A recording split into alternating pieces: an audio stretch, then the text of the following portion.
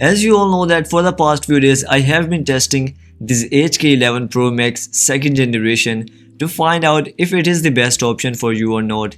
In this time I have tested the pedometer, oximeter and all of the features, and in this video I'll be sharing everything with all of you. Before we start today's video, if you want to support my work, you can find the PayPal and Patreon links in the description box below, and make sure to hit the subscribe button for the future videos like this. If we start from the case, it comes in 46mm size and we get a glossy frame here which looks really premium.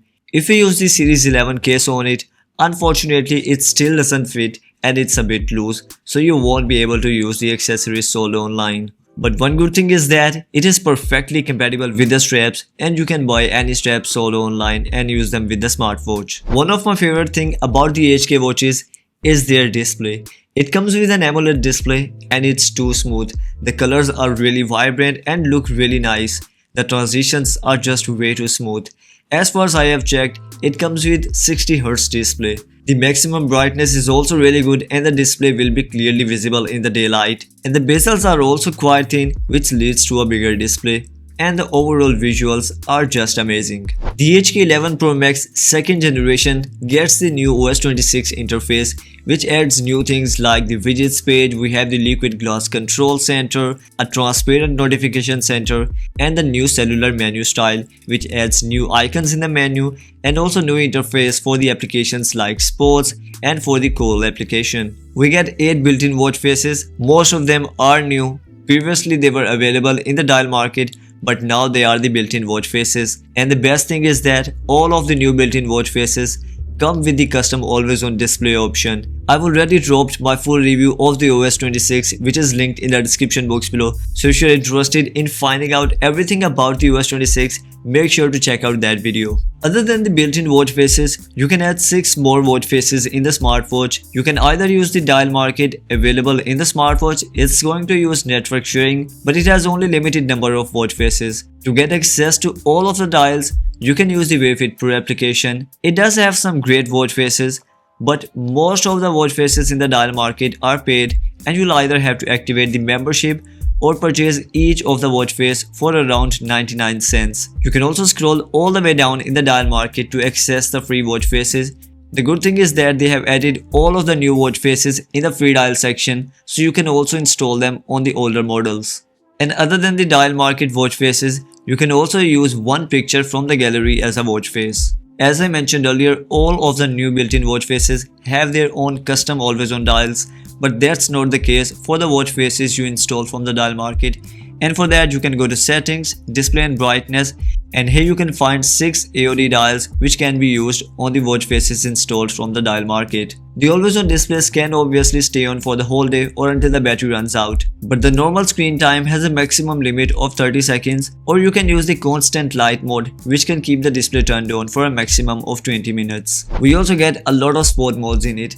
And the new interface is just amazing. It looks really nice. All of the buttons are functional like the OS 26, and if you start a sports mode, you can find all of the important metrics shown here. Unfortunately, you cannot find the path here since this smartwatch does not come with GPS inside it. As you all know about my 1000 steps challenge on each of the smartwatch that I review, I did that too on the HK11 Pro Max second generation and it performed quite well. My iPhone had counted around 1090 steps, where the HK11 Pro Max counted 1000 steps. There was a difference of about 80 to 85 steps, which is expected in this price range. And do remember that the smartwatch also does not come with GPS inside it. And also remember that I was randomly walking while doing this test. I went in the rooms, went out of the rooms, went downstairs, came back upstairs, took a long walk in my lawn, so this much of difference is expected. And the reason behind this random walk was that, as you all know that I carry out this test to basically see if the smartwatch can be trusted to count the steps throughout the day or not, and it did quite well. But still, if you're mainly getting a smartwatch for the pedometer and oximeter, I would recommend you to go with the Z-Blaze BTOC 3 GPS. It comes in a similar price range, but it's a trusted brand for the sports smartwatches. By connecting with the watch application, you can also sync weather data to the smartwatch, and it's going to show the weather throughout the day and also the weather for the upcoming days. And by tapping on the display, you can also check out the other metrics. The smartwatch includes many health applications like blood pressure, blood oxygen, heart rate, and blood sugar level checker. But to be honest, I only trust the heart rate and the blood oxygen level checker in these smartwatches. All of the other applications show fake data most of the time. I also carry out the oximeter test to see if it can be trusted or not, and it actually did quite well. I performed the oximeter test pre-workout as well as post-workout, and both of the times the smartwatch did quite well. But still, I would never recommend you to go with these smartwatches, and always opt for the real health gadgets like an oximeter or a blood pressure checker, or you can go with some other smartwatches by a trusted brand like Z-Blaze or Cospet. They have some really nice models and also in a budget price range. The sleep tracking was also not so accurate. If I check out my smartwatch, it's showing that I went to bed at 5:11 am and woke up at 1 pm. It's not so accurate. I actually went to sleep at around 5 am. But I woke up at 11:30 am. After that, I took off the smartwatch and placed it on my table. But it continued to monitor that I'm sleeping. It's because I had set the sleep time from 5 am to 1 pm.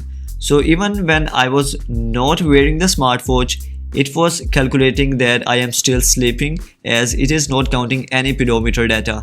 So I would assume that it's not too accurate for sleep tracking, as it is mainly dependent on the pedometer test, and I do not think that it has real sleep tracking sensors. It also has some essential features like the cycle tracking as well as the breath training. But one bad thing is that it cannot sync with Apple Health or Strava, so you cannot sync all of your health data at one place. Using the network sharing, you can share your smartphone's internet connection with the smartwatch.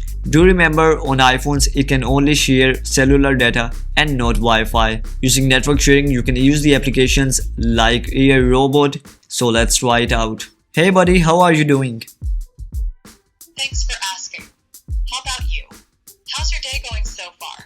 Other than that, we have the applications like App Market, Dial Market. We also get the Game Store. We also have the Wayfit Translator. And if you scroll all the way down, we already have the World Time and the Blood Sugar application installed from the App Market. If network sharing is not working for you, you can simply use the Wayfit Pro application to access the application market, from where you can also install the games. They've advertised that it comes with 1 GB of storage capacity, which is totally fake. It's hardly around 200 megabytes. When I tested it, I was only able to add 10 to 12 songs and 6 pictures in it. And the transfer process is also quite slow, since it uses Bluetooth to transfer the files, and even a 5 to 7 megabytes of song file is going to take around 5 to 7 minutes. In the music application, you can also connect with the wireless earphones, so you can enjoy the songs stored on the smartwatch. And other than music and photos, you can also add ebooks in it and also record sound on it. Using the watch application, you can do a lot more, like you can enable push notifications, using which you can receive notifications directly on your smartwatch. By going to settings and notify, you can also turn on red dot reminder and the notification bright screen option. After that, when you receive a new notification, the smartwatch is going to turn on the display and show the banner prompt. If you access the notification, it supports scrolling, and it also shows most of the mainly used emojis. We also get the reply option for WhatsApp, but as far as I have checked, it is going to turn on the voice assistant to send the reply and does not have a real keyboard or anything to send WhatsApp messages. By enabling the call icon from the control center, you can also receive Bluetooth calls directly on the smartwatch. As far as I have checked, it does support WhatsApp calling, but it won't show the name of the caller like it shows for the calls received on the SIM card. So there are two things about the Wayfit Pro. One, I hate the most, and second, I love. So the first thing is that it shows a lot of ads, and sometimes even full screen ads, which can be a really annoying experience for the user. And the thing that I love about it is that it comes with the live camera preview option, using which you can get the live preview of the pictures that you are taking on the smartwatch. You can also flip the camera, and the speed is quite good. It's at the second. On the number 1 spot, we have the DT Watch 11 Pro. Then we have the utility applications. The stopwatch gets 3 interfaces, but even in 2026, it cannot run in background, and it's going to reset to 0 when you go back. Then we have timer. You can set time manually on it, But once the timer ends, it only vibrates once and the vibration intensity is also not so strong and it can easily go unnoticed. You can also add alarms directly in the smartwatch, so let's add one and try it out.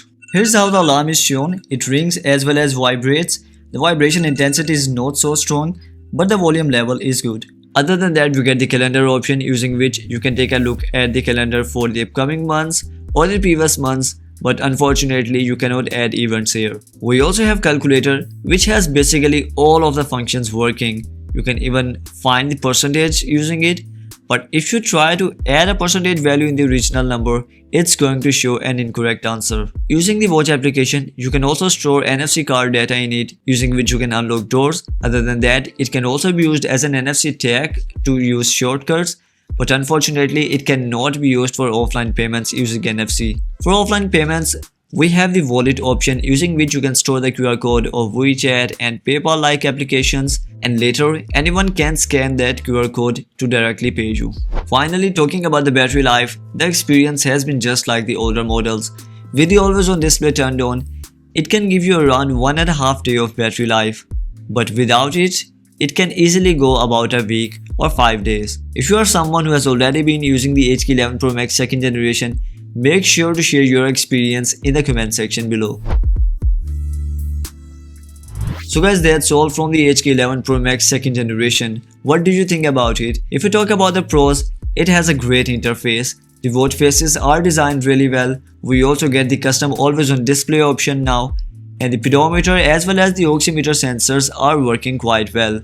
And the only cons are that it cannot use the cases and the storage is quite low. So if you have any more questions about the HK11 Pro Max 2nd generation, let me know about that in the comments. To place an order, you can find the links in the description box below, and I would really appreciate if you can use that link while purchasing. For the upcoming videos, make sure to hit the subscribe button and turn on notifications. And to support my work, you can find the PayPal and Patreon links in the description box below. I will see you in the next one.